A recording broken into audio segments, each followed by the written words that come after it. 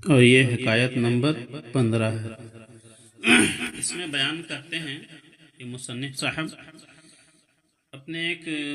دریا کے سفر کے بارے میں کہ بزرگوں کے ساتھ یہ سفر کر رہے تھے، ایک کشتی ڈوب جاتی ہے جس میں دو بھائی سوار رہتے ہیں،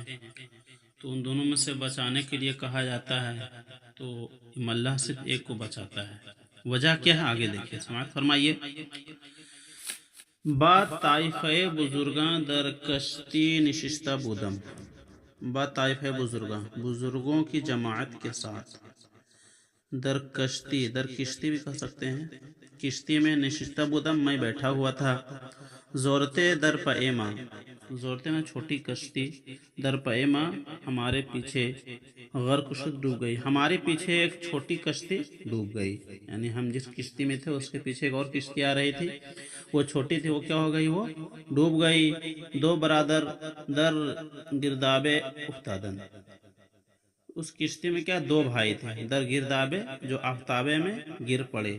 یعنی دو بھائی کیا ہوئے، پانی کے بھنور میں پھنس گئے۔ یکے از بزرگاں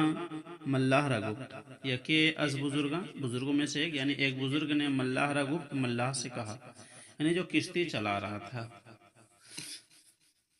کہ بغیر این ہر دو غریق را، کہ بغیر پکڑ این ہر دو غریق را ان دونوں ڈوبنے والے کو، کہ 50 دینارت، کہ میں تجھ کو 50 دینار بہر یک می دہم، ہر ایک کے بدلے میں دوں گا، ہر ایک کے عوض میں دوں گا۔ کہ ایک بزرگ نے ملاح سے کہا کہ یہ جو دونوں بھائی ڈوب رہے ہیں ان دونوں کو بچا لو، میں اس کے عوض میں ہر ایک کے بدلے میں تجھے 50 دینار دوں گا۔ ملاح یکیرا بریحانید و آن دیگرے جاں بحق تسلیم کر، تو ملاح یکیرا، ملاح نے ایک کو بریحانیت بچا لیا، وہ آن دیگرے اور دوسرے نے جاں بحق تسلیم کر، جان خدا کے سپرد کر دی، یعنی دوسرا ڈوب کر ہلاک ہو گیا۔ گفتم میں نے کہا، بقیت عمرش نماندہ بود، اس کی عمر نہیں بچی تھی، نہیں بچی ہوگی، از آن در گرفتن تقصیر کر دی، اسی وجہ سے در گرفتن اس کے پکڑنے میں تقصیر کر دی، تو نے کوتاہی کی، یعنی اس کی عمر نہیں بچی ہوگی، اس وجہ سے تیرے سے کوتاہی ہو گئی کہ یہ تو بچ گیا اور وہ ڈوب کر ہلاک ہو گیا۔ ملاح بخندید، ملاح ہنسا، وگفت اور اس نے کہا، آنچے تو گفتی، جو کچھ آپ نے کہا، یقین است یقینی ہے، یعنی جو آپ فرما رہے ہیں وہ بالکل سچ ہے، حق ہے۔ و دیگرے اور دوسری بات یہ ہے کہ میلے خاطر من، کہ میرا رجحان، ٹھیک ہے، میرے دل کی توجہ بارہانیدنے اس کے بچانے میں بیشتر بود زیادہ تھی، یعنی میرا دلی لگاؤ اس کے بچانے کی طرف زیادہ تھا، کیوں؟ بسبب آن کے اس وجہ سے کہ وقت در راہ ماندہ بودم، کہ ایک دفعہ میں راستے میں تھکا ہوا تھا، وقت ایک دفعہ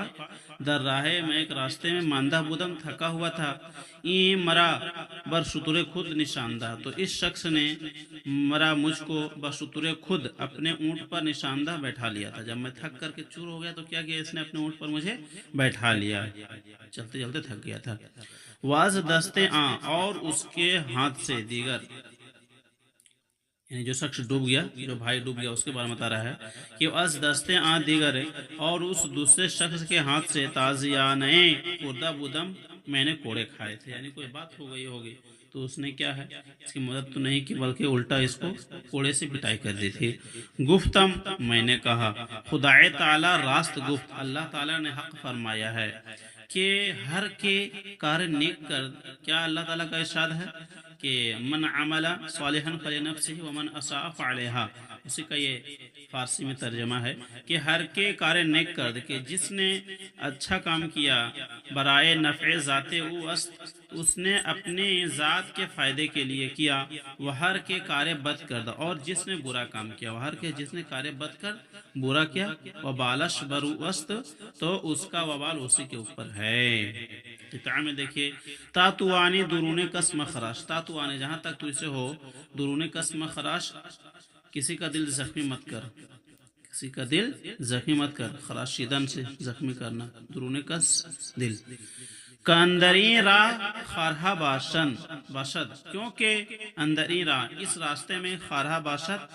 کانٹے ہیں، بہت سے کانٹے ہیں۔ کسی کو تکلیف دو گے تو اس کا تو ایک نہ ایک دن کیا ہے، تمہیں بھی اس کے ہاتھوں سے تکلیف جھیلنا پڑے گا نا۔ وہی کہہ رہے ہیں کہ جہاں تک تو ہو سکے کسی کا دل نہ دکھا، کسی کا دل زخمی نہ کر، کیونکہ اس راستے میں کانٹے ہیں۔ کار درویش مستمند برآر، کار درویش مستمند مانا حاجت مند فقیر، حاجت مند فقیر کا کام تو کر دے، نکالا یعنی اس حاجت مند ضرورت مند جو فقیر ہے، محتاج، اس کا کام تو پورا کر دے۔ کہ تورا نیز کارہا باشد، کہ تجھے بھی کیا ہے، بہت سے کام ہوں گے، یعنی ضرورت پڑنے پر کیا ہے، اس سے تمہیں بھی کچھ کام پڑ سکتا ہے۔ اسی لیے جب کسی محتاج کو دیکھو تو جہاں تک ممکن ہو تم اس کی مدد کرنے کی کوشش کرو۔